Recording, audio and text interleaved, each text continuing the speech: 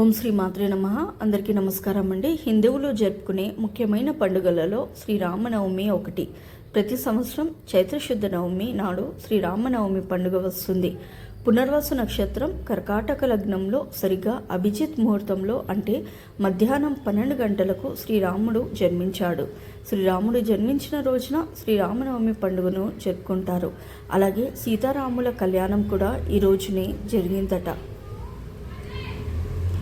ఈ సంవత్సరం శ్రీరామనవమి ఎప్పుడు వచ్చింది, శ్రీరామనవమి రోజున ఎలాంటి పద్ధతులను పాటించాలి అనే ముఖ్యమైన విషయాల గురించి ఈ వీడియోలో తెలుసుకుందాం. ముందుగా ఈ వీడియోకి ఒక లైక్ కొట్టి మన ఛానల్ని సబ్స్క్రైబ్ చేసుకోండి. వీడియోను మాత్రం ఎక్కడ కూడా స్కిప్ చేయకుండా లాస్ట్ వరకు తప్పకుండా చూడండి.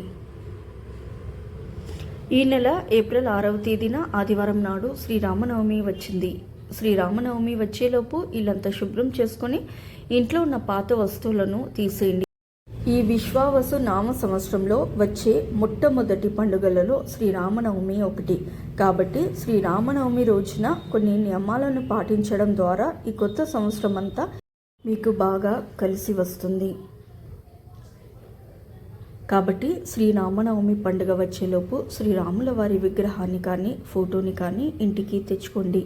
ఈ పండుగ పర్వదినాన రాముల వారి విగ్రహాన్ని పూజ గదిలో ప్రతిష్ఠించుకుంటే డబ్బు పరంగా మీ ఇంటికి బాగా కలిసి వస్తుంది. అంతులేని ఐశ్వర్యాన్ని రాముల వారు ప్రసాదిస్తారు. శ్రీరామనవమి నాడు పూజలు చేసేవారు కొన్ని శుభముహూర్తాలలో ఇంట్లో పూజ చేసుకోవాలి. అవేంటో ఇప్పుడు ఈ వీడియోలో మనం తెలుసుకుందాం. రాముల వారి పూజకు అత్యంత అనువైన సమయం ఏప్రిల్ 6వ తేదీన ఉదయం 11 గంటల నుంచి మధ్యాహ్నం 1:30 వరకు అయితే ఉంటుందండి. ఇక బ్రహ్మముహూర్తంలో పూజలు చేయాలనుకునేవారు ఉదయం 4:30 నుండి 5:20 లోపు అయితే చేసుకోవచ్చు. అలాగే సాయంత్రం సమయంలో పూజ చేసుకోవాలనుకుంటే సాయంత్రం 6:41 నుండి 7 గంటల వరకు పూజ చేసుకోవచ్చు.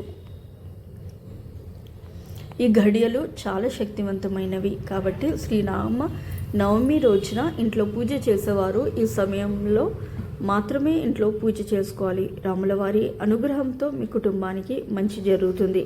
శ్రీరామనవమి రోజున చేసే పూజల వల్ల కోటి రేట్ల పుణ్య ఫలితాన్ని పొందవచ్చు. శ్రీరాముని పూజించడం వల్ల సకల పాపాలు తొలగిపోయి సకల ఐశ్వర్యాలు మీ ఇంటికి ప్రాప్తిస్తాయి. శ్రీరామనవమి రోజున పూజ చేసేవారు పసుపు రంగు వస్త్రాలను ధరిస్తే చాలా మంచిది. ఎవరైతే పసుపు రంగు వస్త్రాలను ధరిస్తారో అలాంటి వారికి విపరీతమైన అదృష్టం కలిసి వస్తుంది. జీవితంలో ఐశ్వర్యానికి కొరత ఏర్పడదు. అలాగే చామంతి పూలతో సీతారాములను పూజిస్తే విశేషమైన పుణ్య ఫలితం దక్కుతుంది.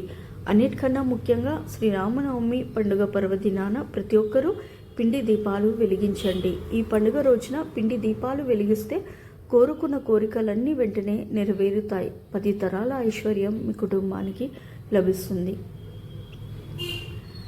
శ్రీరామనవమి రోజున ఇంట్లో పూజ చేసేటప్పుడు బియ్యం పిండితో 2 పిండి ప్రమిదలను తయారు చేసి అందులో ఆవు నెయ్యిని పోసి ఇంట్లో పూజ చేసుకోవాలి. పిండి దీపాలకు చాలా శక్తి ఉంటుంది.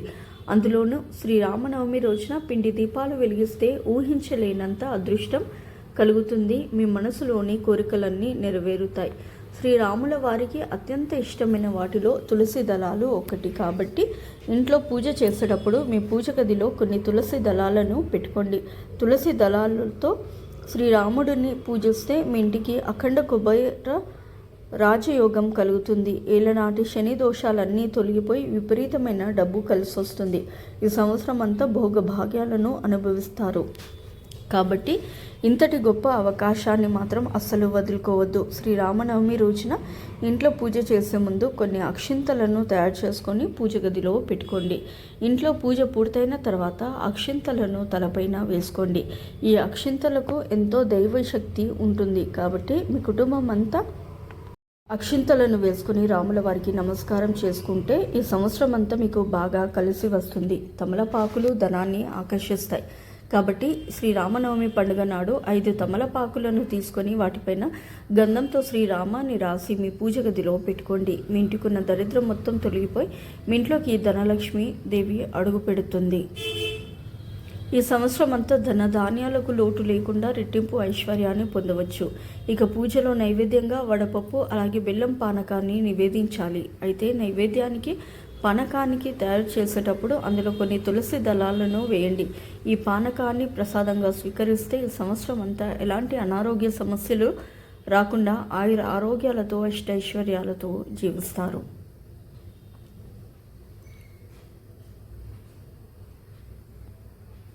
ఈ రోజున సీతారాములను పూజించడం ద్వారా దాంపత్య జీవితంలో ప్రేమ అనురాగాలు పెరుగుతాయి. లక్ష్మీదేవి ప్రసన్నురాలవుతుంది. మీ ఇంటి సంపద పెరుగుతుంది. సీతాదేవి అంటే లక్ష్మీదేవి స్వరూపం కాబట్టి ఈ రామనవమి రోజున శ్రీరాముడితో పాటు సీతాదేవిని కూడా పూజిస్తే లక్ష్మీదేవి ఆశీస్సులు సంపూర్ణంగా లభిస్తాయి. శ్రీరామనవమి రోజున చాలామంది ఉపవాసం ఉంటారు. అయితే పండుగ రోజున ఉపవాసం చేసేవారు ఒక పూట మాత్రమే భోజనం చేయాలి. ఈ రోజున చేసే ఉపవాసాలకు అనంత కోటి పుణ్య ఫలితాన్ని పొందవచ్చు. ఈ రోజున రామాయణం చదివినా రామాయణాన్ని విన్నా సరే రాముల వారి సంపూర్ణ అనుగ్రహం లభిస్తుంది. శ్రీరామనవమి రోజున ప్రతి విష్ణు ఆలయాల్లో సీతారాముల కళ్యాణాన్ని నిర్వహిస్తారు. కాబట్టి వివాహం కాని వారు సీతారాముల కళ్యాణంలో ఉపయోగించే అక్షింతలను తలపైన చల్లుకుంటే వివాహం కాని వారికి త్వరగా వివాహం అవుతుంది. శ్రీరామనవమి ఆదివారం వచ్చింది కాబట్టి ఈ పండుగ పర్వదినాన ఉదయం స్నానం చేసి సూర్య భగవానుడికి నమస్కారం చేసుకొని అర్ఘ్యం సమర్పిస్తే జాతక దోషాలన్నీ తొలగిపోయి విపరీతమైన ఐశ్వర్యం కలిసి వస్తుంది. ఈ సంవత్సరం అంతా డబ్బు కొరత ఏర్పడకుండా ఉంటుంది. ఈ రోజున తప్పకుండా దాన ధర్మాలు చేయండి. శ్రీరామనవమి రోజున చేసే దానాలకు ఎంతో పుణ్య ఫలితం లభిస్తుంది. 1 రూపాయి దానం చేసినా సరే కోటి రెట్ల పుణ్య ఫలితాలను పొందవచ్చు. సో ఇదండి ఇవాళ వీడియో. ఈ వీడియో కనుక మీకు నచ్చినట్లయితే ప్లీజ్ లైక్ చేసి మీ ఫ్రెండ్స్కి షేర్ చేయండి. అలాగే మా కొత్త వీడియోస్ మీకు వెంటనే చేరాలంటే మా ఛానల్ని సబ్స్క్రైబ్ చేసుకొని పక్కనే ఉన్నటువంటి బెల్ ఐకాన్ని ప్రెస్ చేయండి. ధన్యవాదములు. సో ఇదండి ఇవాళ వీడియో. రేపటి వీడియోలో మళ్ళీ కలుస్తాను. అంతవరకు సెలవు. నమస్కారము. సర్వేజన సుఖినో భవంతు. ఫస్ట్ టైం నా ఛానల్ చూసేవాళ్ళు దయచేసి లైక్ చేయండి, షేర్ చేయండి, అలాగే సబ్స్క్రైబ్ చేసుకోండి. Thank you for